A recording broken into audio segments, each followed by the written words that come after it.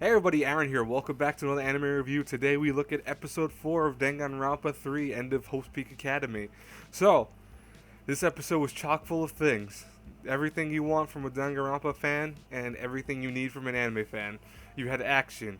You had revelations for characters. You had revelations for characters that you thought were not badass, all of a sudden become super badass. You had the revelation of who the enemy might be, and definitely who one of the enemies is definitely. And overall, just solid stuff. I mean, honestly, I enjoyed this episode a lot. I will talk about my one issue with it when I get to that point, but overall, solid episode. Let's discuss, though, what actually happened in this episode. So, we have Sakakura, or I'm going to call him Saka because it's easier for me, who's following Munkata, or Mun, as also a shorter name for him. I think these are all easier names to pronounce for me. We have him still follow the orders and attacking the groups that are allied with Makoto. And he attacks the old man, he attacks Kirigi and all that.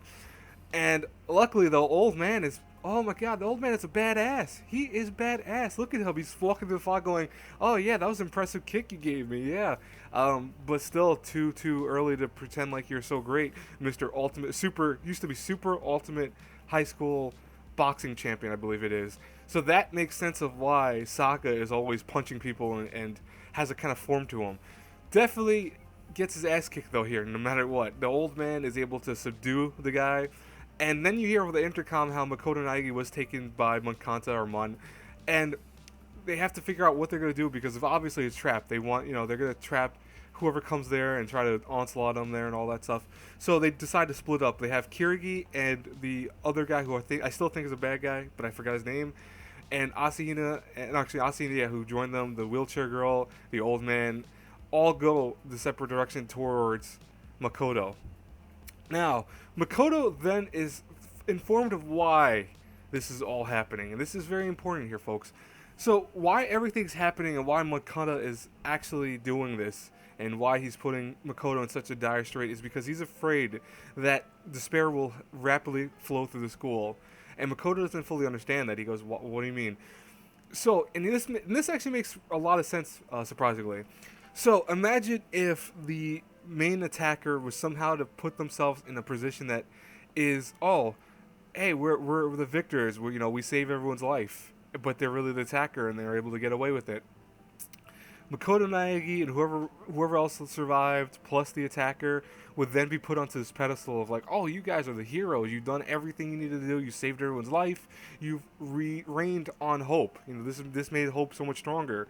Realistically, though, because now that the attacker is in a position of power, he will allow despair to go through the system of the Future Foundation the Future Foundation Society. Excuse me, I said arc, and that will cause, of course, despair to ultimately win. So, what he's trying to do is he's trying to eliminate anyone that has a sliver or chance of being part of the foundation, the Despair Foundation, essentially. And thus, that means he has to take this kind of affirmative role of eliminating anyone in general that he feels is untrustworthy. And for that, mostly that's everyone but him and Saka, who, that's kind of fucked up because that means he's essentially going to kill everyone. Luckily, the old man is able to come in, save the day, and able to buy time for Asahina to grab Makoto and them, Makoto, Asahina, and the wheelchair girl to escape while the old man now faces down Makoto. Now, my only issue with this episode now comes to this second part I wanted to talk about last week's episode. I didn't do it though because I just honestly felt it was unnecessary. I feel it might have some relevance now, and I just want to talk about it now though. So we have Ruri, I think, and Yui are the ones that are, I believe that's their names. They are the ones right now running away from the crazy chemist girl. And we learned that the reason why they all hate each other, why they have all issues with one another, is because the chemist girl, which is the one that looks like a demon, as you just see right now, she expelled the other two essentially by going into the school at all. So when she went into the school, the other two were felt as less important and were expelled from Hope's Peak Academy. Thus why they kind of have issues with her. But she has issues with them because, ironically enough, I think at one point she has issues at the same time, and saying, oh, you used to be my friends, and you betrayed me when I kicked you out, and it wasn't like I kicked you out on purpose, but whatever. Now, my issue is that this feels like a filler part of the story. I understand that one thing everyone has to understand, actually. Danganronpa is one part understandable story and one part what the hell. A lot of times what makes no sense in Danganronpa, or what feels like filler, or what feels like unnecessary little tidbits of information, are surprisingly the main focal point at one point or another.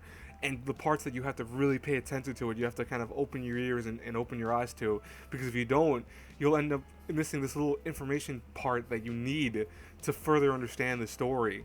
So I feel like these two are there for that reason. This little three battle going on with these two and the crazy psycho girl, but I just can't see it yet. And because I can't see it or understand it yet, I have issues with it because it just feels like filler. I mean, honestly, it's unnecessary. It's just they're running around almost like chasing each other down. I want to know what's happening with them. I guess I care about it a little bit, but it pisses me off at the same time. So honestly, until it's resolved, until it's becomes a kind of focal point for the story, I have issues with it. But that's the only thing I had issues with this whole episode.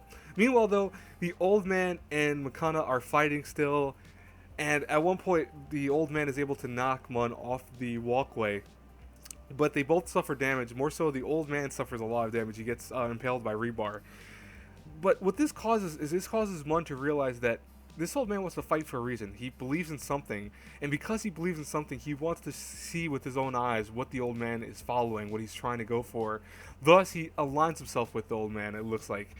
That's a good thing, because of course that means now that they won't have to constantly worry about the forces of this guy always butting into Makoto's story and all that. And maybe they got another ally for the time being. Definitely a good thing. But meanwhile, Sokka is still chasing Asahina, Makoto, and the wheelchair girl. The wheelchair girl goes, you know what? Hey, I'll help out. I want to save everyone. She goes out to meet Sokka, and Sokka just kicks her ass. Like, you know, he kicks her and he runs past her at one point, even though she shoots a volley of missiles at him. Which I'm like, how the hell does he survive that? What the hell? But when she's knocked over, we learn something about this wheelchair girl. She's not human. You can see right there her eye. She's a robot. And then I realized the one who makes the best robots, the one that's a very important part of the spare, is one of the cursed children, Monica. Yeah. Now, for those who might not have played probably one of the least popular of the games, because it was the least popular. I mean, I played it myself. It took me a long time to beat it because I just disliked it so much.